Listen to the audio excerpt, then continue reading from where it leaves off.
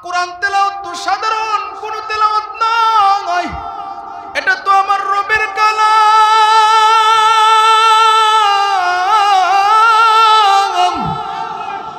এটা আমার রবের কালাম।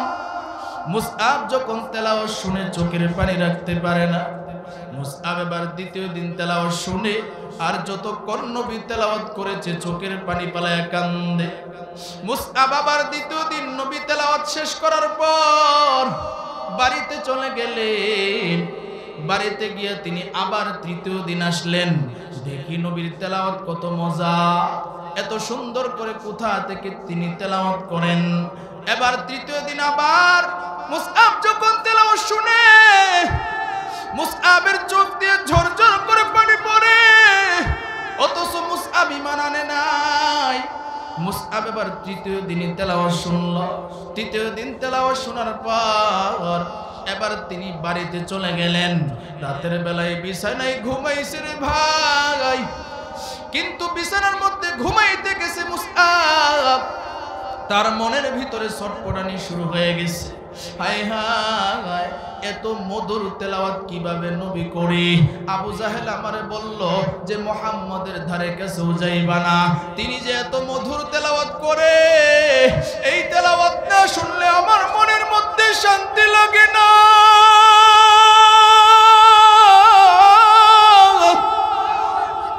মুসআবের ছটফটানি শুরু হয়ে গেছে। মুসআব ঘুম আসতে পারতেছে না। এবার মুসআব সকালবেলায় নবীর দরবারে গিয়ে হাজির, নবীর কাছাকাছি যাইতে পারে না। বিকাল হয়ে গেছে, দারুল আরকামে নবীজি বসা। নবীজি দেখলেন দূরে একটা যুবক দেখা যায়। একজন সাহাবীরে পাঠাইলেন, ও সাহাবী যাও গিয়া দেখো ওই যুবকটা প্রতিদিন দেখে আসে আবার চলে যায়, যুবকের পরিচয়টা জানো। একজন সাহাবী গেলেন, সাহাবী যাওয়ার পর এবার গিয়া দেখে যুবকটা হাউমাউ করে কান্না করতেছে। সুবহানাল্লাহ, কারণ যুবকের চেহারা বড় সুন্দর। সুন্দর মানুষ দেখবেন কান্না করলে মুখ লাল হয়ে যায়, কথা ঠিক কিনা? মুখ লাল হয়ে যায়। যুবকরে ডাক দিয়ে কই, যুবক তোমারে নবী ডাকছে? বলে আমারে নবী ডাকছে। বলে হ্যাঁ। বলে নবীর কাছে আসো। যুবকটা নবীর কাছে গেল। নবীর কাছে যাওয়ার পর নবী ডাক দিয়া কয়, মাসমুকা, তোমার নাম কি? এবার মুসআব ডাক দিয়া কয়, আমার নাম হলো মুসআব ইবনে উমাইর। ونحن على ذلك من الشاهدين والشاكرين والذاكرين والحمد لله رب العالمين। আমরা সকলেই নবীর মহব্বতে দুরূদ ইব্রাহিম পড়ি। আল্লাহুম্মা সাল্লি আলা মুহাম্মাদিন ওয়া আলা আলি মুহাম্মাদ কামা সাল্লাইতা আলা ইব্রাহিম ওয়া আলা আলি ইব্রাহিম ইন্নাকা হামিদুম মাজিদ। আল্লাহুম্মা বারিক আলা মুহাম্মাদিন ওয়া আলা আলি মুহাম্মাদ কামা বারাকতা আলা ইব্রাহিম ওয়া আলা আলি ইব্রাহিম ইন্নাকা হামিদুম মাজিদ। मुहम्मद ने आखर कुफ्र को मिटाया, कुफ्र को मिटाकर सदाकत बताया, बलगल সকলেই পড়ি। বিকামালিহি কাশাফাত তুজা বিজামালিহি হাসনাত জামিউ খিসালিহি সাল্লু আলাইহি ওয়া আলিহি। জিকির করি লা ইলাহা জোরে লা ইলাহা ইল্লাল্লাহ লা ইলাহা লা ইলাহা ইল্লাল্লাহ লা ইলাহা ইল্লাল্লাহ লা ইলাহা ইল্লাল্লাহ লা ইলাহা ইল্লাল্লাহ লা ইলাহা। বেলাল বলে এক আল্লাহ, উমাইয়া বলে বড় জালা। বেলাল বলে এক আল্লাহ, উমাইয়া বলে বড় জালা। আমার আল্লাহ বলেন ও জিবরাইল, আল্লাহ বলেন ও জিবরাইল, জান্নাতেরি খোলো তালা। লা ইলাহা জোরে লা ইলাহা। আসিয়া বলে এক আল্লাহ, ফেরাউন বলে বড় জালা। আসিয়া বলে এক আল্লাহ, ফেরাউন বলে বড় জালা। আমার আল্লাহ বলেন ও জিবরাইল, আল্লাহ বলেন ও জিবরাইল, জান্নাতেরি খোলো তালা। লা ইলাহা জোরে লা ইলাহা লা ইলাহা ইল্লাল্লাহু মুহাম্মাদুর রাসূলুল্লাহ। সকলেই পড়ি সাল্লাল্লাহু আলাইহি ওয়াসাল্লাম। तकबीर में कलिमा में नमाजों में अदा में, तकबीर में कलिमा में नमाजों में अदा में, है नाम इलाही से मिला नाम मुहम्मद, है नाम इलाही से मिला नाम मुहम्मद। फरमाती है आदम के मुझे खुल्द तरी में, फरमाती है आदम के मुझे खुल्द तरी में। लेका हुआ तो बाप मिला नाम मुहम्मद, लेका हुआ तो बाप मिला नाम मुहम्मद। ऐ बंदे खुदा चाहोगार उनकी मुलाकात, ऐ बंदे खुदा चाहोगार उनकी मुलाकात। जल्दी से अब बैठे सुनो हजरत की नसीहत, जल्दी से अब बैठे सुनो हजरत की नसीहत। अल्हम्दुलिल्लाह। उत्तर गंगारामपुर हाजीबाड़ी जामे मस्जिदेर उद्योगे आयोजित आज 9 डिसेम्बर 2024 41तम वार्षिक ওয়াজ অধ্যকার মাহফিলের সম্মানিত সভাপতি, প্রধান অতিথি, বিশেষ অতিথিবৃন্দ, মুআজ্জাজ মুকাররম, জাতির মাতার মুকুট, ওরাসাতুল আম্বিয়া হযরত উলামায়ে কেরাম, দূর দূরান্ত থেকে আগত আল্লাহ পাকের আশিকিন, জাকিরিন, শাকিরিন, মুহিব্বিন, মুরব্বিন আযম, আমার কলিজার টুকরা যুবক বন্ধুগণ, স্নেহের ছোট ভাই এবং পর্দার আড়ালে আলোচনা শুনছেন সম্মানিতা মুসলমান মা ও বোনেরা, আল্লাহ রব্বুল আলামিনের দরবারে আমরা শুকরিয়া আদায় করি যেই মহান রব্বুল আলামিন আমাদেরকে ভালোবেসে মহব্বত করে আদর করে মায়া করে জান্নাতি বাগানে জান্নাতি পরিবেশে আসার বসার এবং কোরআন হাদিসের আলোকে কিছু কথা আমাকে বলার, আপনাদেরকে শোনার তৌফিক দান করেছেন। এই জন্য সকলেই শুকরিয়া আদায় করি, বলি আলহামদুলিল্লাহ। শুকরিয়া আদায় করলে খুশি হন কে? আরো জোরে আওয়াজ দিয়ে বলেন আল্লাহ। এই যে আমরা এখানে আসলাম, আমাদেরকে আনছেন কে? আল্লাহ।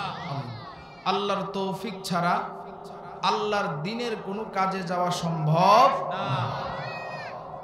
আপনারা যারা এখানে সামনে বসা আছেন, হয়তোবা এই মাহফিলটা বৎসরে আপনাদের জন্য একবার একদিন, আর আমাদের জন্য কিন্তু এরকম প্রতিদিন। কথা ঠিক কিনা বলেন? যারা আলোচনা করেন তারা কিন্তু শীতের দিনে একদিনও ওই রকম ভালোভাবে তৃপ্তি মিটায় ঘুমাইতে পারে না। কথা ঠিক কিনা বলেন? এই যে ওলামায়ে কেরাম এত মেহনত করে, এত কষ্ট করে, আমাদের ঈমান আমল কেমনে শুদ্ধ হবে, আমরা কেমনে জান্নাতে যাইতে পারবো, এই জন্যই তো। কথা ঠিক না বেঠিক বলেন? কিন্তু আমাদের জন্য আফসোসের বিষয় হলো যে বৎসরে একটা ওয়াজ হয়তোবা কোনো একটা মাদ্রাসার উদ্যোগে হয়, মসজিদের উদ্যোগে হয়, এলাকাবাসীর উদ্যোগে হয়। দুঃখের বিষয় হলো যে আমরা বাড়িতে ঘুমাই। কথা ঠিক কিনা বলেন? কারণ একটা ওয়াজ মাহফিল, এটা তো মুসলমানদের জন্য একটা আনন্দের বিষয় ছিল। এর আগে আমার প্রোগ্রাম ছিল নেত্রকোনা, দুর্গাপুর, সেখানেও এই কথাই আমি বলেছি যে মুসলমানের একটা উৎসব এটা, যে ধর্মীয় জ্ঞান আমরা কিভাবে নিব। আলেম উলামা আসবে, আমাদেরকে কোরআন হাদিস থেকে বুঝাবে। আলেম উলামা বলার তো প্রয়োজন ছিল না। এই যে ছোট প্যান্ডেল, এই প্যান্ডেলও কোলাইতে পারতো না সব মানুষ যদি আসতো। কথা ঠিক কিনা? কিন্তু আফসোস, আজকে আমাদের ধর্মের বিষয়ে জানার বিষয়ে আগ্রহ নাই। যদি আগ্রহ থাকতো তাহলে দাওয়াত দেওয়া লাগতো না, এমনি খোঁজখবর নিত, অমুক জায়গায় অমুক দিন মাহফিল, আলেম উলামা আসবে, কথা বলবে, আমরা যতক্ষণ পর্যন্ত কথা শেষ না হবে, ইনশাআল্লাহ একদিনই তো, এক রাতেই তো, ততক্ষণ পর্যন্ত আমরা কোরআনের কথা শুনবো। কথা ঠিক কিনা বলেন? কিন্তু আফসোসের বিষয় হলো ঈমান আমাদের দুর্বল হয়ে গেছে, আর আমরা চালাক হয়ে গেছি বেশি। কথা ঠিক কিনা বলেন? চালাক বেশি হয়ে গেছি। যেমন সুখে থাকলে ভূতে কিলা একটা কিতাব আছে আমার কাছে, মুফতি মনিরুল ইসলাম সাহেবের লেখা। ওই জায়গায় একটা ঘটনা লেখছে। ঘটনাটা লেখছে এরকম যে এক ইংরেজ মালিক তার ঘরের ভিতরে যে খাদেম আছে রান্না করে, ওই খাদেম রে বলছে প্রতিদিন আমার একটা আস্ত মুরগি নাস্তা দিবা, প্রতিদিন একটা আস্ত মুরগি আমাকে কি করবা? নাস্তা দিবা। ইংরেজ যখন বলছে ঠিক আছে, আপনি যেভাবে বলছেন সেভাবেই হবে। এবার ওই লোকটা প্রতিদিন নাস্তা দেয়, কিন্তু ইংরেজ নাসর বান্দা একদিনও তার এই কথা বলে না যে আজকে তুই একটু গুস্তু খা। এটা তার মাইন্ডে লাগলো যে মালিকের কত সুন্দর কইরা, কত ভালো কইরা আমি মুরগিটা রান্না কইরা বোনা কইরা তার সামনে দেই, কিন্তু সে আমারে একদিনও বলে না এক টুকরা গুস্তু খাওয়ার জন্য।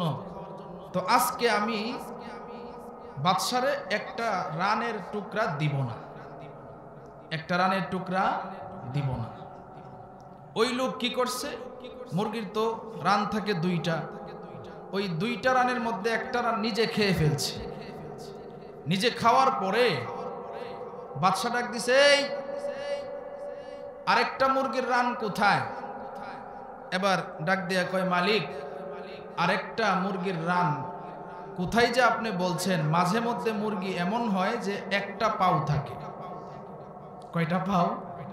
একটা পাও। বেচারা তো ইংরেজ, আর যে তার খাদেম সে হলো বাঙালি, চালাক বেশি। সে কি করছে? যখন বলছে বাঙালি একটা রান থাকে, একটা পাও থাকে, মালিক এবার ডাক দিয়ে কয় এটার প্রমাণ দেখাইতে হবে, আর না হয় আমি বিশ্বাস করব না। কয় ঠিক আছে, সব আর তো এক পাওয়ার মুরগি পাওয়া যায় না, তো আপনারা যেদিন আমি এক পাওয়ার মুরগি দেখবো সেদিন আপনারা দেখাবো।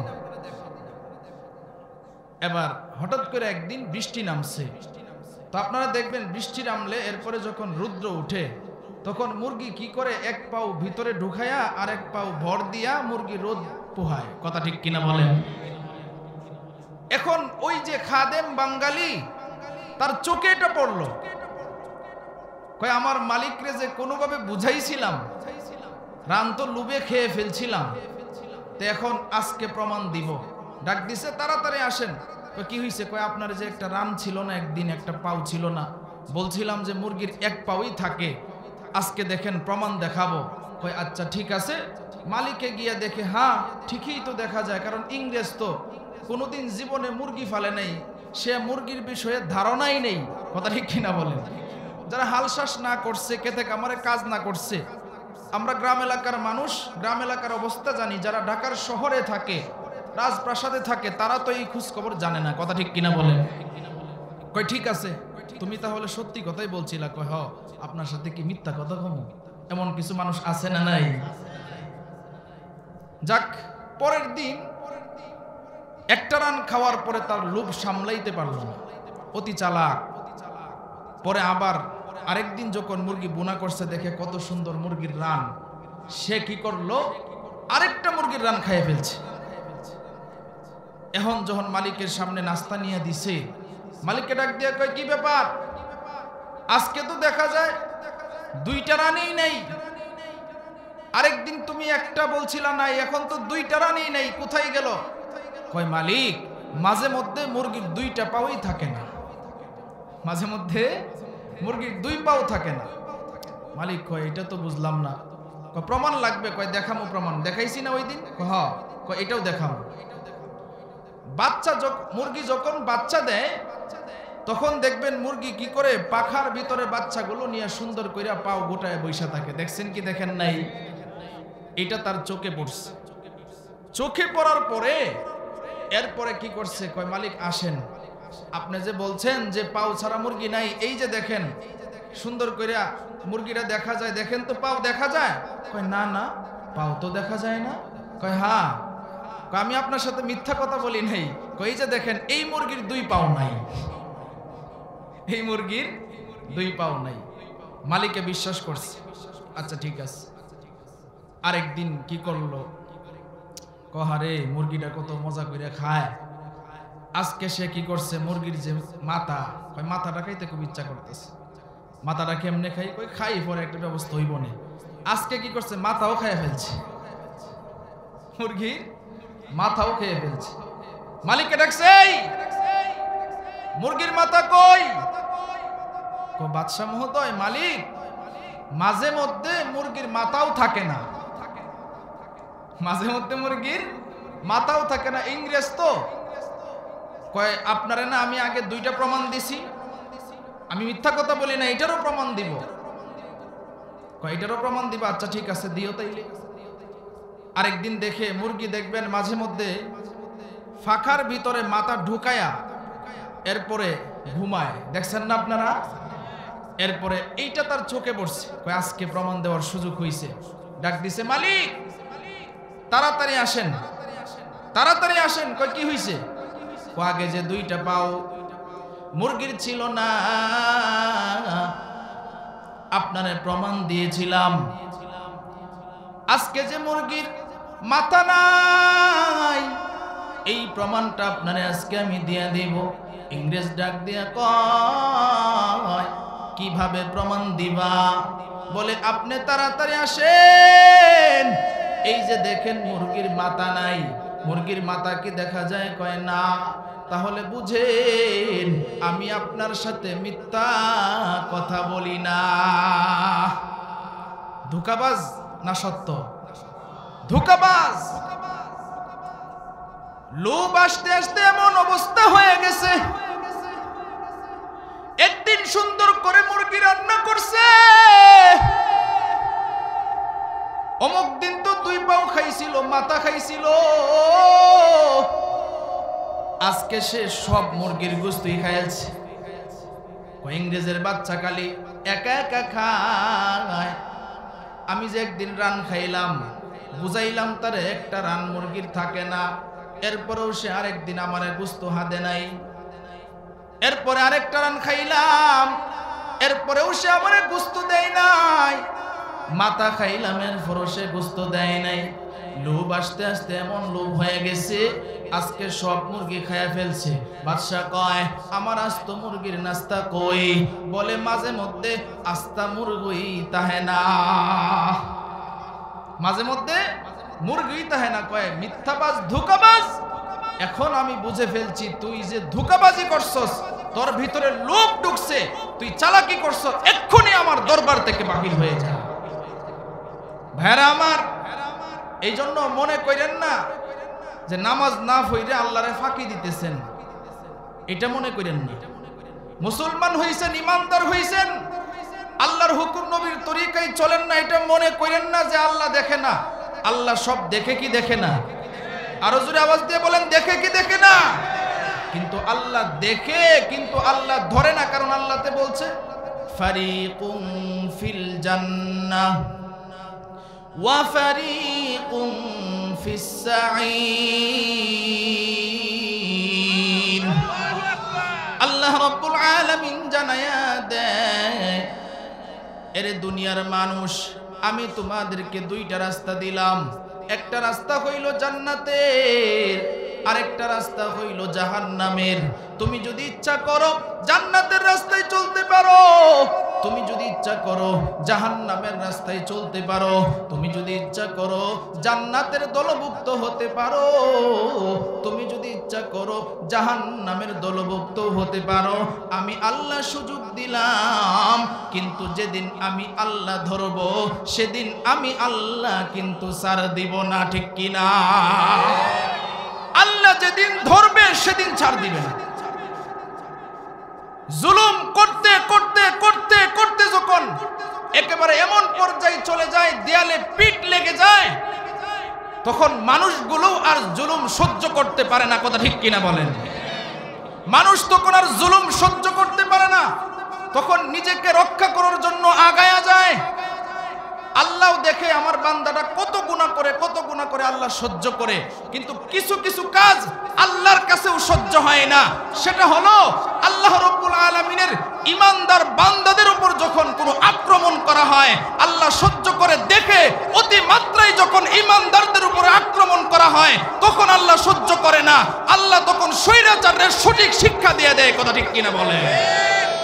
এমন লাঞ্ছিত আর অপমানিত করে, যেই লাঞ্ছিত তার যারা পূর্বপুরুষ ছিল তাদের থেকেও, যারা সামনে আসবে তাদের থেকেও তারা শিক্ষা পেবে। কথা ঠিক কিনা বলেন? আলহামদুলিল্লাহ, শুকরিয়া আদায় করেন। সিরিয়ার জমিন অনেক দিন ধরে মুসলমানদেরকে বিনা দোষে, মুসলমানদের মা বোনদেরকে শহীদ করা হয়েছে। মুসলমানদের মা বোনদের কারাগারে ঢুকায়া গণধর্ষণ করা হয়েছে। সিরিয়ার জমিনে আমাদের মুসলমান ভাই বোনদেরকে বিনা দোষে গুলি করে হত্যা করা হয়েছে। সিরিয়ার জমিনে আমাদের মুসলমান ভাই বোনদেরকে তারা বিনা দোষে আটকায়া বিভিন্নভাবে নির্যাতন করেছে। কিন্তু মনে রাখতে হবে, মুসলমান তো পিছপা হয় না। মুসলমানের ঈমানের পাওয়ার আছে। মুসলমানের ঈমানের পাওয়ার এমন, মুসলমান মাথা নত করতে জানে না। যতই বাতিল বড় হোক, যতই শক্তিশালী হোক, মুসলমান মাথা নত করে না। বাতিলের সামনে মাথা উঁচু করে দাঁড়ায়। কথা ঠিক কিনা বলেন? এই জন্য সিরিয়ার জমিনের একটা বাচ্চা ছেলে, সে শহীদের আগ মুহূর্তে বলছিল, মানুষ তোমরা তাকায় দেখো না আমাদের উপরে যে নির্যাতন করা হয়, আমাদের মা বোনদেরকে যে ধর্ষণ করা হয়, আমাদের গর্ভের মাদেরকে আমাদের চোখের সামনে ধর্ষণ করা হয়, কেউ কোনো জবাব দাও না। তবে মনে রাখবা, আমি কিন্তু আল্লাহর কাছে সব কইয়া দিই। কথা ঠিক কিনা বলেন? শহীদ হওয়ার আগে বলছিল আলহামদুলিল্লাহ, এখন সিরিয়ার জমিন মুক্ত হয়েছে, শাম বিজয় হয়েছে, সিরিয়ার জমিনে কুরআনের আইন চালু হয়েছে। আর যেই বেয়াদব, যেই নাস্তিক, মুরতাদ, খ্রিস্টান, ইহুদি যে ইমানদারদেরকে কষ্ট দিয়েছে, লেজ গুটিয়ে পালাতে বাধ্য হয়েছে। কথা ঠিক কিনা বলেন? এভাবেই মুসলমানদের ইনশাআল্লাহ বিজয় হবে, এভাবেই মুসলমানদের বিজয় হবে। কারণ মুসলমান এমন জাতি পিছপা হইতে জানে না, বাতিলের কাছে মাথা নত করতে জানে না। প্রয়োজনে বুলেটের গুলি বুকে নিবে, প্রয়োজনে ফাঁসির কাষ্ঠে জ্বলবে, প্রয়োজনে মারা যাবে, এরপরেও বাতিলের কাছে মাথা নত করে না। কথা ঠিক কিনা বলেন? এই জন্য ইমানকে আমাদের জাগানোর দরকার আছে না নাই? আরো জোরে আওয়াজ দিয়ে বলেন, আছে না নাই? এই জন্য ভাই কোরআন সুন্নাহ অনুযায়ী জীবন চালানোর চেষ্টা করি। তাহলে আমরা এখানে যারা আসলাম, আমাদেরকে আনছেন কে? আরো জোরে আওয়াজ দিয়ে বলেন, কে? তোয়াতে দাও ফিক তোয়াত হামজে তু ই আমানত ওয়া ইজাবত হামজে তু তোয়াতে দাও ফিক তোয়াত হামজে তু ই আমানত ওয়া ইজাবত হামজে তু तौफीक से होती है ये नेमतों की खजीना, तौफीक से होती है ये नेमतों की खजीना, हर मर्द की ताबतों किया और है निशाना, हर मर्द की ताबतों किया और है निशाना, ऐ बंदे खुदा चाहोगा उनकी मुलाकात, जल्दी से आ बैठे सुनो हजरतों की नसीहत, जल्दी से आ बैठे सुनो हजरतों की नसीहत। एरे नबीर उम्मतेर दल আল্লাহ রাব্বুল আলামিন আমাদেরকে এখানে আনছেন। আল্লাহ যদি এখানে আসার তৌফিক না দিতেন, তাহলে আমরা একটা মানুষও এখানে আসতে পারতাম না। কথা ঠিক কিনা? আল্লাহ রাব্বুল আলামিন আমাদেরকে দয়া মায়া করিয়া এমন একটা জায়গায় আনছেন, নবীজি জানায়া দেয় এই জায়গাটা কত দামি জানেননি? নবী ডাক দিয়া কয়, ও দুনিয়ার উম্মতেরা শুনো, যেই জায়গার মধ্যে কোরআনের বয়ান হয়, যেই জায়গার মধ্যে হাদিসের আলোচনা করা হয়, নবী ডাক দিয়া কয়, শুনো, ওই জায়গাটা জীর্ণ শীর্ণ হইতে পারে, নিচের মধ্যে বিছানা হালকা থাকতে পারে, কিন্তু এই জায়গাটা কত দামি জানো? নবী ডাক দিয়া কয়, এই জায়গাটা হইল জান্নাতের বাগান, এই জায়গাটা হইল জান্নাতের বাগান।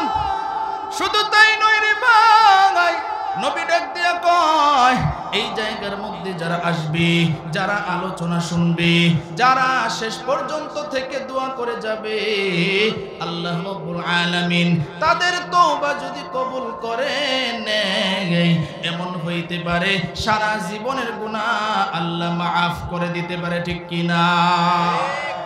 এই জন্য ভাইয়েরা আমার, আমরা কত নিয়ামত পাইলাম, এই নিয়ামতের শুকরিয়া আজকে আমাদের ভিতরে নাই।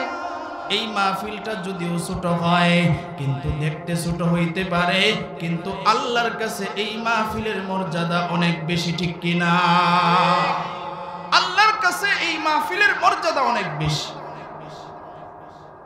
আল্লাহ তাআলা কোরআনে বলেন, লাকাদ কানা লাকুম ফি রাসূলিল্লাহি উসওয়াতুন হাসানাহ। আল্লাহ বলেন, তোমাদের জন্য রয়েছে নবীজির ভিতরে উত্তম আদর্শ। জুড়ে বলেন সুবহানাল্লাহ। নবীজির ভিতরে উত্তম আদর্শ রয়েছে। এরপরে রাসূল বলেন, আমি যে হাদিস তেলাওয়াত করেছি, তারাক্তু ফীকুম আমরাইন লান তাদিল্লু মা তামাসসাকতুম বিহিমা কিতাবাল্লাহি ওয়া সুন্নাতা রাসূলি। রাসূল বলেন, আমি তোমাদের মাঝে থাকবো না, তবে আমি যখন থাকবো না তখন তোমরা কি অনুসরণ করবা? রাসূল বলেন, আমি দুইটা জিনিস রেখে গেলাম। এক নাম্বার কিতাবাল্লাহ, রবের কালাম। দুই নাম্বার ওয়া সুন্নাতা রাসূলি, আমি রাসূলের সুন্নাত। এই দুইটা জিনিসকে যদি তোমরা আঁকড়ায় ধরতে পারো, তাহলে দুনিয়া আখিরাতে উভয় জাহানে সফল কাম হয়ে যাইবা। জোরে বলেন সুবহানাল্লাহ। তাহলে এটা কোরআনের মাহফিল। আপনি মনে করেন না যে এটার দাম কম। এটার দাম কি কম? না, অনেক বেশি, অনেক বেশি। যতক্ষণ আলোচনা চলবে, এরকম সামিয়ানা থাকবে, ততক্ষণ পর্যন্ত ফেরেশতারা আল্লাহ তাআলার নির্দেশে বেষ্টনী দিবে, পাহারাদারি করবে। জোরে বলেন সুবহানাল্লাহ। তাহলে চিন্তা করেন, কারণ যে উলামায়ে কেরাম কথাগুলো বলতেছে সবাই কোরআন থেকে কথা বলতেছে, সবাই হাদিস থেকে রহমত নাজিল হইতেছে। জোরে বলেন সুবহানাল্লাহ। এই জন্য রসুলের আদর্শ আমাদের ভিতরে ঢোকানোর দরকার আছে না নাই? দেখেন ভাই, রসুলের আদর্শ আবু বকর সিদ্দিক রাদিয়াল্লাহু তাআলা আনহু ঢুকাইছেন তো জান্নাতের 1 নাম্বার সার্টিফিকেট পেয়ে গেছেন। সুবহানাল্লাহ। রসুলের আদর্শ ওমর রাদিয়াল্লাহু তাআলা আনহু ঢুকাইছেন তো জান্নাতের সার্টিফিকেট দুনিয়াতেই থাকতেই পাইছেন। সুবহানাল্লাহ। রসুলের আদর্শ আলী রাদিয়াল্লাহু তাআলা আনহুর ভিতরে ঢুকাইছেন তো দুনিয়াতে থাকতে জান্নাতের 3 নাম্বার সার্টিফিকেট পাইছেন। রসুলের আদর্শ উসমান রাদিয়াল্লাহু তাআলা আনহুর ভিতরে ঢুকাইছেন তো দুনিয়াতে থাকতে জান্নাতের 4 নাম্বার সার্টিফিকেট পাইছেন। জোরে বলেন সুবহানাল্লাহ। 10 জন সাহাবী দুনিয়াতে জান্নাতে টিকিট পাইছেন এবং সকল সাহাবীদের ব্যাপারে আল্লাহ তাআলা নিজে বলেন রাদিয়াল্লাহু তাআলা আনহুম ওয়া রাদু আন। জোরে বলেন সুবহানাল্লাহ। আল্লাহ তাদের উপরে খুশি, তারাও আল্লাহর উপরে খুশি। সুবহানাল্লাহ। এমন ঘোষণা যদি আপনার আমার ব্যাপারে আসতো, আহা, এমন ঘোষণা যদি আপনার আমার ব্যাপারে আসতো, এরপরেও সাহাবায়ে কেরাম কান্না করতে করতে চোখের এই গাল দিয়া চোখের পানি পড়তে পড়তে, দেখবেন মেঘের পানি অথবা টাঙ্কির পানি যেখানে পড়ে দাগ হয়ে যায়, সাহাবায়ে কেরামের প্রত্যেকের গালের অবস্থা এরকম ছিল যে চোখের পানি পড়তে পড়তে বোঝা যাইতো যে তারা এত কাদা কাঁদে এই গালের মধ্যে চোখের পানি দাগ পড়ে যেত। তাহলে চিন্তা করেন, তারা সব সময় ভাবতো যে এই দুনিয়া চিরজীবন থাকা যাবে না, এই দুনিয়া থেকে আমাকে বিদায় নিতে হবে। কথা ঠিক কিনা বলেন? এ দুনিয়া ছেড়ে চলে যাব একদিন, ঠিক কিনা?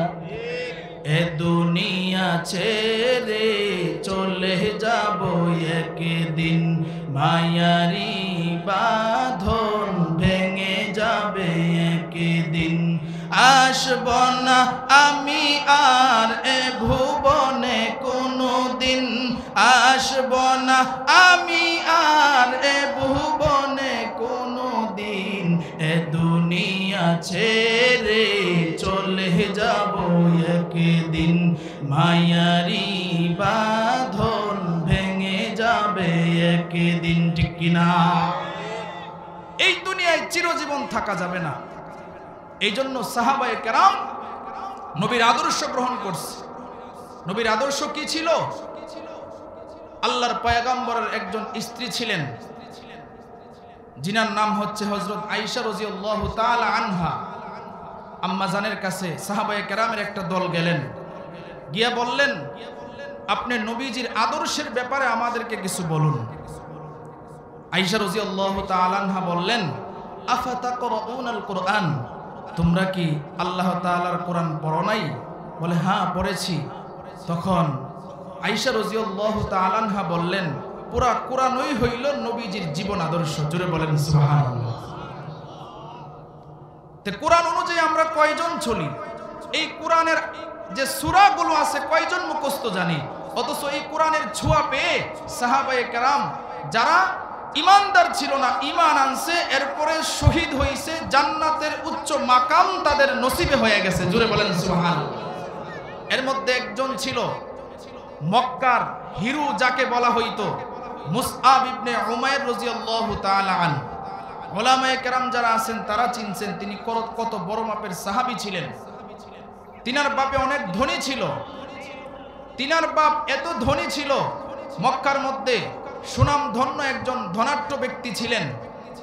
মুসআব ইবনে উমাইর এত সুন্দর ছিল, আরবের যুবক যারা ছিল তার স্টাইল ফলো করত, তার চুলের স্টাইল কেমন, তার জুতার স্টাইল কেমন, তার জামার স্টাইল কেমন, এত সুন্দর আতর ব্যবহার করত যে দ্বিতীয় আতর আর কেউ ব্যবহার করতে পারত না। সুবহানাল্লাহ। সে যখন জানতে পারল যে আমি তো দুনিয়া মুখী হয়ে গেছি, আবু জাহেল একদিন গেল, গিয়ে বলে, কারণ আল্লাহ কাকে কখন হেদায়েত দান করে তো কেউ জানে না। কথা ঠিক কিনা বলেন? এই যে মাহফিলে আপনারা আসছেন, কার কখন হেদায়েত হয় বা বলা যায় না। আবু জাহেল গিয়া কয়, ভাতিজা তুমি অনেক সুন্দর, দেখতেও খুব সুদর্শন, তোমাকে নেতা নেতা লাগে, তবে সাবধান, আব্দুল্লাহর ছেলে মোহাম্মদের ধারে কাছেও যাইবা না। যদি যাও তাহলে কিন্তু তার ধর্মের অনুসারী তোমারে বানায় ফেলবে। আবু জাহেল ডাক দিয়া যখন এই কথা বলছে, মুসআব ইবনে উমাইর ডাক দিয়া কয়, চাচা, মক্কার মধ্যে অনেক মানুষ থাকতে আপনি তার ব্যাপারে কেন আমাকে নিষেধ করছেন? আমি যেটা বলছি সেটা শুনো, কাজে আসবে। মুসআব ইবনে উমাইর তখন চিন্তা করলো, কি ব্যাপার, চাচা আমার এই কথা কেন বলল? তিনি এবার নবীর দরবারে চলে গেলেন। নবীর দরবারে গিয়া অ্যানালাইসিস করতে গেছেন আসলে কেন নিষেধ করলো। গিয়া দেখে নবীজি বৈশা বৈশা সাহাবায়ে কেরামকে নিয়ে কোরআনের তালিম দিতেছে। সুবহানাল্লাহ। আর-রহমান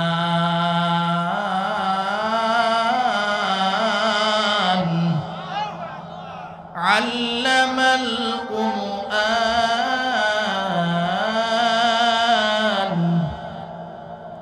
খালাকাল ইনসানা আল্লামাহুল বায়ান।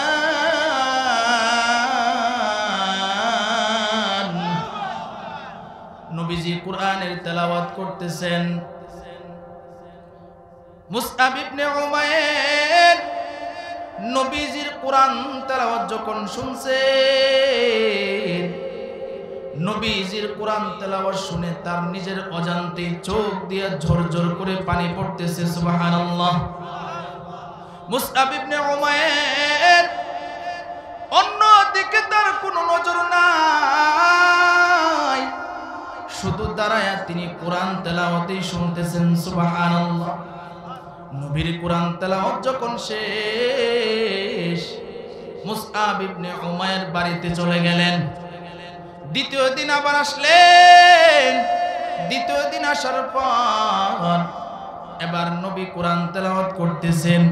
মুসআব কোরআন তেলাওয়াত মনোযোগ দিয়ে শুনতেছেন, কারণ কোরআন তেলাওয়াতে তো মজা দুনিয়ার কোন কিতাবের পড়ার মধ্যে এতটা মজা নাই। কারণ কোরআন তেলাওয়াত তো সাধারণ কোন তেলাওয়াত নয়, এটা তো আমার রবের কালাম,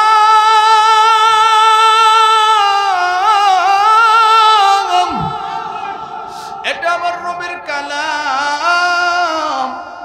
মুসআব যখন তেলাওয়াত শুনে চোখের পানি রাখতে পারে না। মুসআব এবার দ্বিতীয় দিন তেলাওয়াত শুনে আর যতক্ষণ নবী তেলাওয়াত করেছে চোখের পানি পালায়া কান্দে। মুসআব আবার দ্বিতীয় দিন নবী তেলাওয়াত শেষ করার পর বাড়িতে চলে গেলেন। বাড়িতে গিয়ে তিনি আবার তৃতীয় দিন আসলেন। দেখি নবীর তেলাওয়াত কত মজা, এত সুন্দর করে কোথা থেকে তিনি তেলাওয়াত করেন।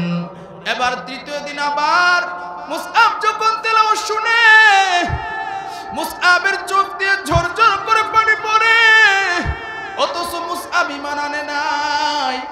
মুসআব এবার তৃতীয় দিন তেলাওয়াত শুনল। তৃতীয় দিন তেলাওয়াত শোনার পর এবার তিনি বাড়িতে চলে গেলেন।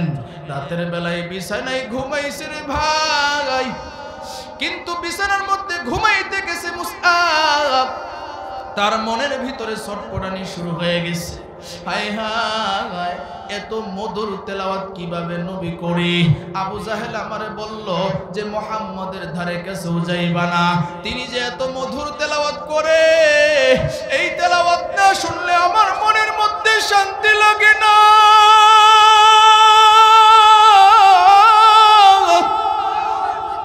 মুসআবের ছটফটানি শুরু হয়ে গেছে। মুসআব ঘুম আসতে পারতেছে না। এবার মুসআব সকাল বেলায় নবীর দরবারে গিয়ে হাজির। নবীর কাছাকাছি যাইতে পারে না। বিকাল হয়ে গেছে। দারুল আরকামে নবীজি বসা। নবীজি দেখলেন দূরে একটা যুবক দেখা যায়। একজন সাহাবীরে পাঠাইলেন, ও সাহাবী যাও গিয়া দেখো ওই যুবকটা প্রতিদিন দেখে আসে আবার চলে যায়, যুবকের পরিচয়টা জানো। একজন সাহাবী গেলেন। সাহাবী যাওয়ার পর এবার গিয়া দেখে যুবকটা হাউমাউ করে কান্না করতেছে। সুবহানাল্লাহ। কারণ যুবকের চেহারা বড় সুন্দর। সুন্দর মানুষ দেখবেন কান্না করলে মুখ লাল হয়ে যায়, কথা ঠিক কিনা? মুখ লাল হয়ে যায়। যুবকরে ডাক দিয়ে কই, যুবক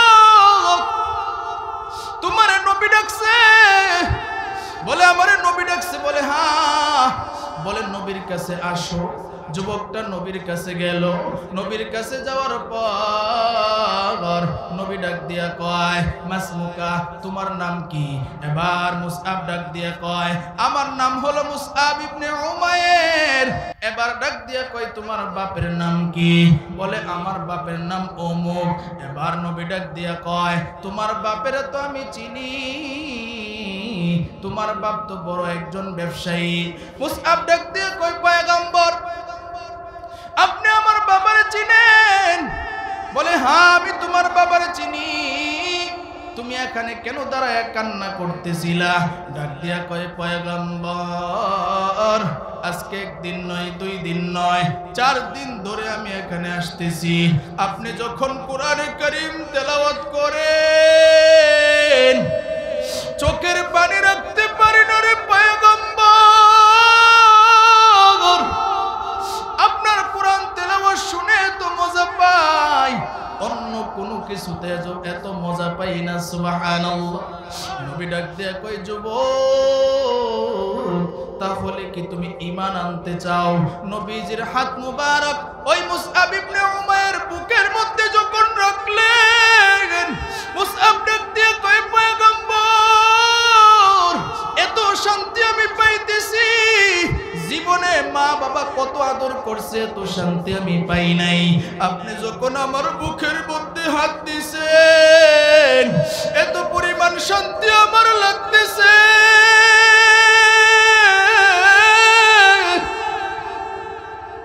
ওগো পয়গম্বর, আপনি আমারে কোনি কালিমা পড়ায়া দেন। নবী ডাক দিয়া কয়, মুসআব, তাহলে তুমি কালিমা পড়িয়া লও, লা ইলাহা ইল্লাল্লাহু মুহাম্মাদুর রাসূলুল্লাহ।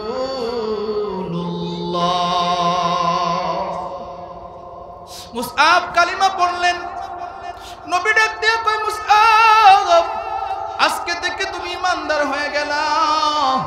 তবে সাবধান, ঈমান আনার কথাটা কিন্তু বাড়িতে বলা যাবে না। বাড়িতে যদি বলো তাহলে তোমার মা বাবা তোমাকে কষ্ট দিবে। এবার মুসআব ডাক দিয়া কয়, পয়গম্বর, ঠিক আছে, আমি গোপনে গোপনে আপনার কাছে আসব এবং কোরআন হাদিস শিখব। জোরে বলেন সুবহানাল্লাহ। আল্লাহ রাসূল ডাক দিয়া কয়, তারাকতু ফীকুম আমরাইন লান তাদিল্লু মা তামাসসাকতুম বিহিমা, কিতাবাল্লাহি ওয়া সুন্নাতা রাসূলি। রাসূল তো এখন আমাদের মাঝে নাই, তবে আপনারা একটু আওয়াজ দিয়ে বলতে হবে, কোরআন হাদিস আছে না নাই? আরো জোরে আওয়াজ দিয়ে বলেন, কোরআন হাদিস আছে না নাই?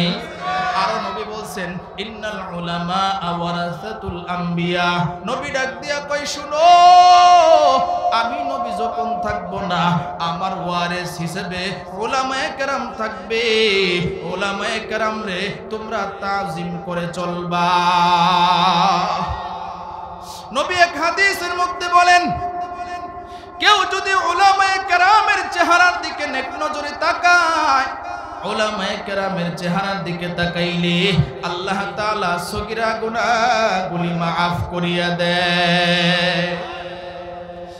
মুসআব কোরআনের কারণে হেদায়েত পাইলো, ঈমানের নূর পাইলো। আমরাও যদি নিজের ভিতরে ঈমানের নূর বাড়াইতে চাই, তাহলে কোরআন সুন্নাহ অনুযায়ী যদি চলি, তাহলে আমাদের ঈমানের নূর আরো বেড়ে যাবে, ঠিক কি না? মুসআব এবার ডাক দিয়ে কয়, পয়গম্বর, আপনি যে বলছেন আমি বাড়িতে ঈমানের কথা বলবো না, তবে প্রতিদিন আমি আপনার দরবারে আসব আর আপনার থেকে কোরআন সুন্নাহ শিখব। এইভাবে যখন শিখতে লাগলো রে ভাই, এবার নবী যখন তারে শিখাইতেছি, একদিন নবীর দরবার থেকে মুসআব যায়। মুসআব যখন বাড়ির দিকে যায়, দেখবেন যারা আসলে ঈমানদার, যাদের ভিতরে ঈমানটা খাঁটি, ওই লোকগুলা কোনো সময় অন্যায় পছন্দ করে না। কথা ঠিক কিনা বলেন? ওই লোকগুলো গোপন কোনো জিনিস রাখতে চায় না, সত্য যে জিনিসগুলা এইগুলা প্রকাশ করে দিতে চায়। মুসআব ডাক দিয়া কয়, আমার মনের ভিতরে এত জ্বালা যন্ত্রণা শুরু হয়ে গেছে। বুখারী শরীফের বর্ণনা, মুসআব ডাক দিয়া কয়, আমি যে ঈমান এনেছি, এই ঈমান তো মিথ্যা ঈমান নয়, এই ঈমান তো সত্য সন্তান, আমি যে ধর্ম গ্রহণ করেছি ইসলাম ধর্ম তো মিথ্যা ধর্ম নয়, এটা তো সত্য ধর্ম। আমি যে কোরআন শিখতেছি এই কোরআন তো মিথ্যা কোরআন নয়, এই কোরআন তো সত্য কোরআন। আমি যে নবীর হাতে হাত রেখে কালিমা পড়েছি নবীও তো মিথ্যা নবী নয়, সত্য নবী। তাহলে কেন আমি ঈমানের কথাটা বাড়িতে জানাবো না? মুসআব মনে মনে নিয়ত করলেন আজকে আমি আর দেরি করব না, আমি আজকে ঈমানের কথাটা বাড়িতে জানায়া দিব। মুসআব বাড়িতে চলে গেলেন। বাড়িতে চলে যাওয়ার পর তার মারে ডাক দিছে, ওগো মা দরজাটা একটু খুলো। জোরে যখন মারে ডাকছে, এবার মুসআবের মা এবার হঠাৎ করে সন্তানের ডাক শুনে মুসআবের মা কয়, আমার সন্তান তো এইভাবে কোনোদিন ডাকে না।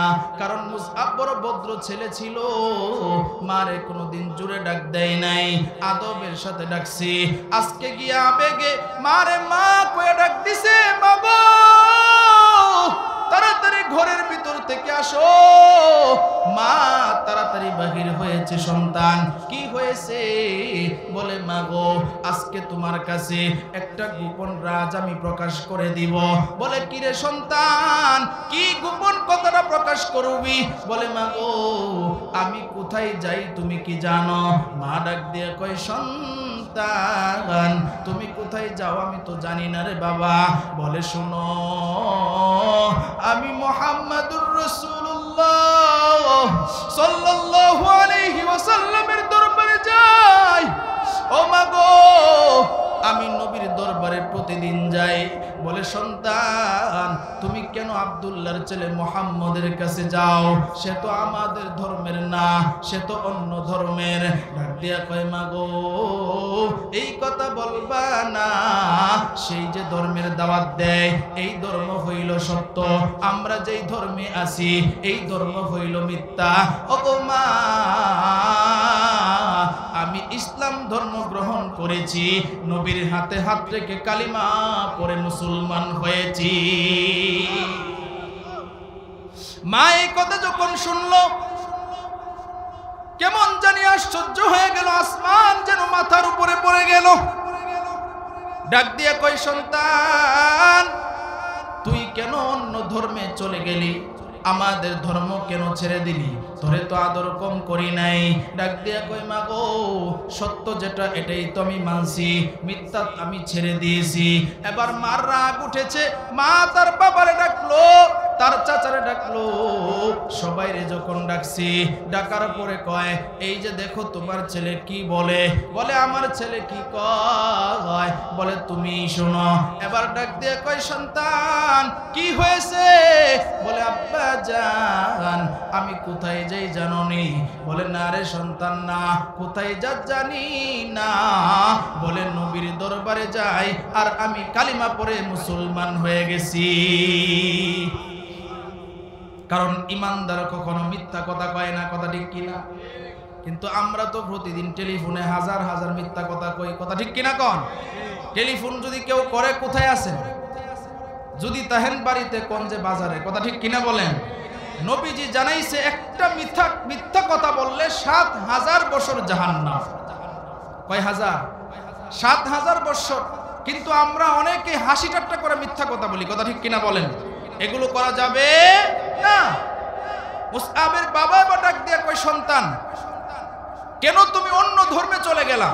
কয় বাবা এটা তো সত্য ধর্ম, আমি তো মিথ্যা ধর্ম গ্রহণ করি নাই, সত্য ধর্মই গ্রহণ করছি। সুবহানাল্লাহ কইতেন না।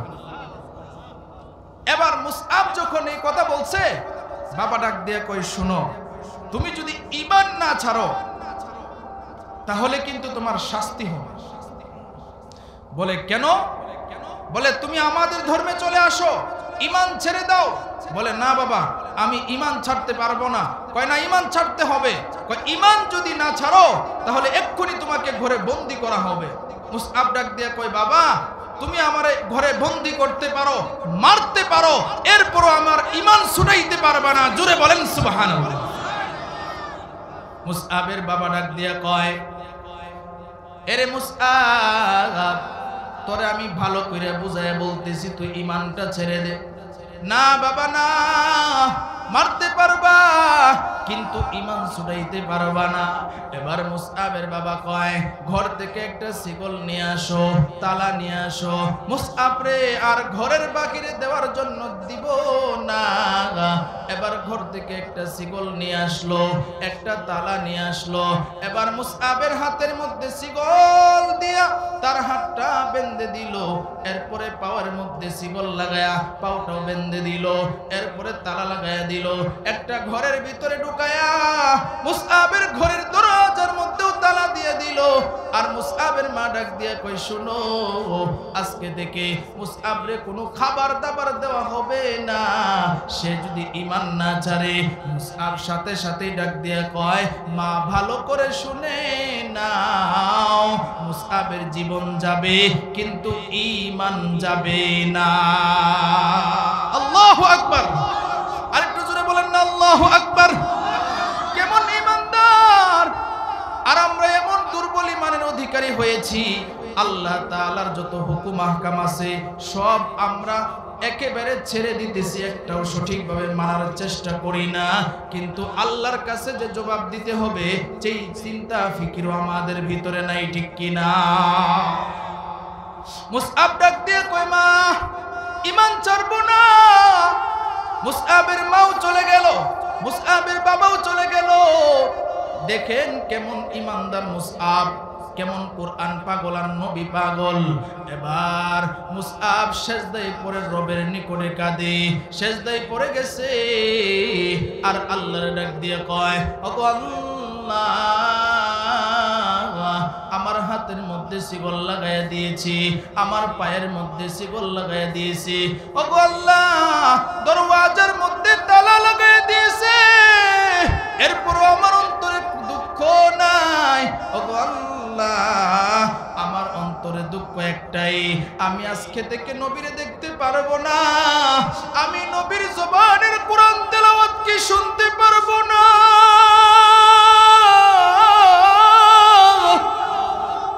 এই কথা বলে সেজদায় পড়ে রবের নিকট কাঁদে। মুসআব যখন রবের নিকটে কাঁদে, আপনারাই জবাব দেন, রব শুনে কি শুনে না? আরো জোরে আওয়াজ দিয়ে বলেন শুনে কি শুনে না? আল্লাহর কেমন খাঁটি বান্দারা আল্লাহরে ডাকতেছি। আল্লাহ ডাক দিয়ে কই ফেরেশতা তাড়াতাড়ি যাও, আমার বান্দা বিপদে আছে, আমার বান্দারে তাড়াতাড়ি বিপদ থেকে উদ্ধার করিয়া দে। আমার বান্দা বড় কোরআন প্রেমিক, আমার বান্দা বড় আমার নবী প্রেমিক। এ ফেরেশতা তাড়াতাড়ি যা, আমার বান্দারে তাড়াতাড়ি সাহায্য করে নবীর কাছে যাওয়ার ব্যবস্থা করিয়া দে। ব্যবস্থা করার মালিক কে? আর জোরে আওয়াজ দিয়ে বলেন কে? কোটি টাকার মালিক দেখো অভাব হয় না দূর, গরিবে ঘুমায় আরাম করে মনটা বাহাদুর। ফেরাউনের লাশটা দেখো মিশর জাদু ঘরে, খাই না মাটির পোকা মাছি সবাই ঘৃণা করে। হৃদয়ে থাকিবে যার নম্রতা সদা, রহমত আসিবে তা প্রভুর ওয়াদা। বড়র বড়াই থাকলে দিলে রহমত আসবে না, নিজেকে নিজে ছোট মনে করিও সদা। উঁচু জমিন থেকে পানি নিজ জমিনে যায়, তেমনি খোদার রহমত আসে নমরুদের দায়। ভোগ বিলাসের বাড়ি গাড়ি পরে হেরবে সব, থাকতে সময় স্মরণ করো আল্লাহ আমার রব, থাকতে সময় স্মরণ করো আল্লাহ আমার রব। আমাদের রব কি? আরো জোরে চিল্লান দিয়ে বলেন আমাদের রব কে? ইন্নাল্লাযীনা ক্বালু রাব্বুনাল্লাহ সুম্মা ইসতাকামু ফালা খাউফুন আলাইহিম ওয়ালা হুম ইয়াহজানুন। এই কালামে জিন্দা কুরআনে হাকিম, হিকমতে উলা ইয়াজালাসতু কাদিম, জামিউল আলম ফিল কুরআনে হাকিম। تقاصرعت وفهام الرجال بقى قرآن كلام الله بشنو قديم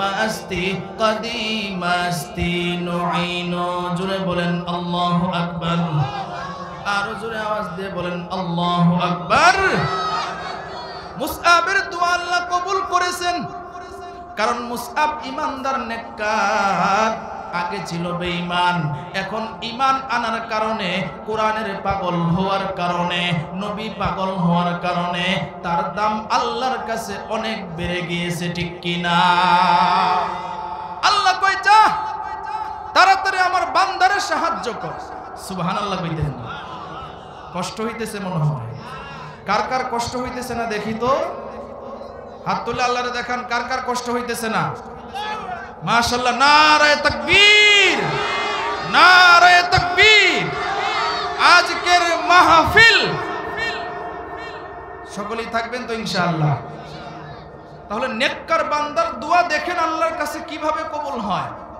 মুসআবের ঘটনা বুখারী শরীফের মধ্যে আল্লাহ বর্ণনা করেন, আল্লাহ রাসূল বলেন যে মুসআব দোয়া করছে আল্লাহর কাছে, আল্লাহ কোরআনের জন্য আমার মনটা বড় পাগল, নবীর জন্য মনটা বড় পাগল। আল্লাহ ডাক দিয়ে কয় যা আমার এই পাগল বান্দারে নবীর কাছে যাওয়ার ব্যবস্থা করে দেয়। সুবহানাল্লাহ। নেককার বান্দার দোয়া এমন দামি। একটা ঘটনা বলি, পরে এই ঘটনা বলতেছি। একটা লোক ছিল অনেক ধনী, যাকে সওদাগর বলে ডাকতো এলাকার সবাই।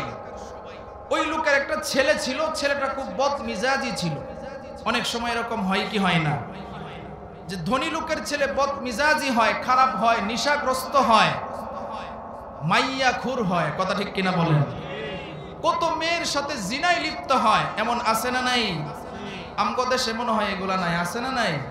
ঢাকার শহরে গেলে দেখবেন হায় হায় মেয়েদের এমন অবস্থা। এগুলো তো হুজুররা আগে কত ওয়াজ করছে, এখন নতুন করে আর কি কইব। আগে দেখতাম ছোটবেলায় আমরা, হুজুররা বলতো যে পেট খালি ফিট খালি, আর এখন সবই খালি দিই, কথা ঠিক কিনা বলেন? সব খালি, আহারে লজ্জা শরম বলতে নাই। রাসূল বলছেন কিয়ামতের আগ মুহূর্তে মেয়েরা উলঙ্গ থাকবে। সাহাবায়ে কেরাম বললেন কি ব্যাপার নবী, উলঙ্গ থাকবে মানে? বলে এমন পোশাক পরবে যে উলঙ্গের চাইতেও আরো বেশি খারাপ দেখা যাবে, কথা ঠিক কিনা বলেন? এমন টাইট পিট জামা পরে, এখন ওড়না দেয় না, আগে ওড়না গলায় ঝুলাইতো। আগে কি করতো, মাথা ঠিক মতো ঘুরতো না, কোন রকম রাখতো, এরপরে আইসে গলা, এরপরে কোন রকম, এখন আর ওড়নাই নাই, কথা ঠিক কিনা বলেন? এই যন্ত্রণায় কত মানুষ, এই মেয়ে পাগল হইয়া কত যুবকরা আজকে জীবন দিতেছে, কথা ঠিক কিনা বলেন? এই মেয়েদের প্রেমে পইরা জীবন দিও না, আল্লাহর প্রেমে পইরো। আল্লাহর প্রেমে পড়লে সহজ হবে, কারণ আল্লাহকে একবার আল্লাহ ডাক দিবা আর আল্লাহ তোমার ডাকে 70 বার সাড়া দিবে। সুবহানাল্লাহ। আর প্রেমিকার সাথে 10 বছর প্রেম করবা, এরপরও দেখবা তোমার কাছে বিয়ে বইতো না, আরেক বেটার সাথে বইব, কথা ঠিক কিনা বলেন? চাকা গুল পয়সা গুল গুহুল আলু গুল, এর চেয়ে বেশি গুল মনের গন্ডগোল, ঠিক কিনা? কাক কালো কুকিল কালো, কালো মাতার কেশ, এর চেয়ে বেশি কালো মনের হিংসালেশ, ঠিক কিনা? মিম তিতা নিন্দা তিতা আরো তিতা খবর, এর চেয়ে বেশি তিতা 203 ঘর। ও জাতি কবলতি কিবা মন্ত্র জানে রে, প্রেমের রশি গলাই বাইন্দা আস্তে আস্তে টানে রে। শহরে বাজারে দেখো নারীদের ঢল, পর্দাবিহীন তারা করে ঝলমল, ঠিক কিনা?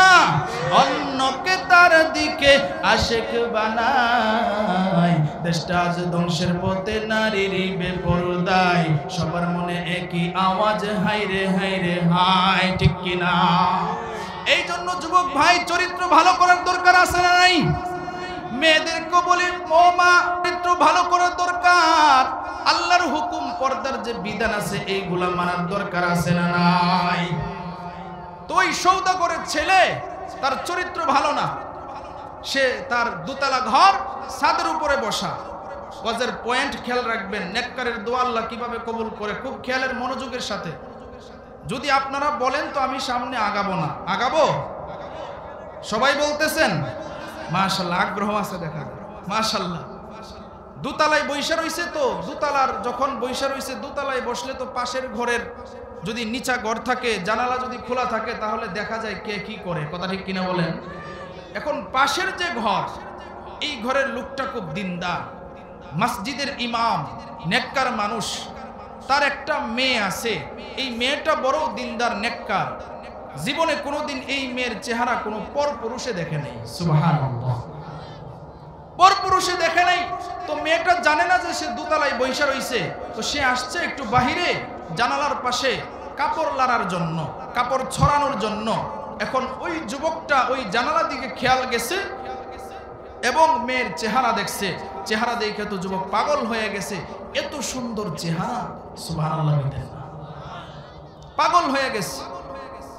এখন পাগল হওয়ার পরে এখন মেয়েরে কুপ্রস্তাব দেয়, তোমার সাথে প্রেম করব, ভালোবাসা করব, এই প্রস্তাব দিতেছে। মেয়ে পর্দার আড়াল থেকে বলে, শোনো, আমি তো একমাত্র ভয় পাই আল্লাহকে, আমি একমাত্র আল্লাহকে ভয় পাই, আমি কোনোদিন আল্লাহর হুকুমের বাহিরের কাজ করি না। সুবহানাল্লাহ। তোমার যদি মন চায়, আল্লাহ তো হালাল ব্যবস্থা করে দিবেন, যেটা বিবাহ, তুমি আমারে হালাল বিবাহ করলেই তো হয়ে যায়, কথা ঠিক কিনা বলেন?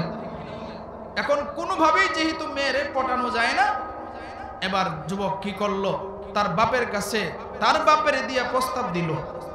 এখন যেহেতু ইমাম সাহেব খুব দুর্বল, গরিব, এখন সওদাগর, অনেক এলাকার সুনাম ধন্য মানুষ, সে যাইতে চাচ্ছে না, কারে এরা গরিব মানুষ, এমন আছে না নাই? অথচ রসুল বলছেন, খুব ভালো করে বুঝবেন, রসুল বলছেন 4টা জিনিস দেখে তুমি বিয়া করাও তোমার ছেলেকে, 4টা জিনিস দেখে তোমার মেয়েকেও তুমি বিবাহ দাও। 1 নাম্বার, সে সুন্দর কিরকম, 2 নাম্বার তার বংশ কিরকম, 3 নাম্বার তার টাকা পয়সা সম্পদ কিরকম আছে, 4 নাম্বার তার ভিতরে দিনদারিত্ব কেমন আছে, ছেলের ক্ষেত্রেও মেয়ের ক্ষেত্রেও। এখন তো বর্তমানে দিনদারিত্বর প্রাধান্য দেওয়া হয় না, বাকি 3টার প্রাধান্য দেওয়া হয়, কথা ঠিক কিনা বলেন?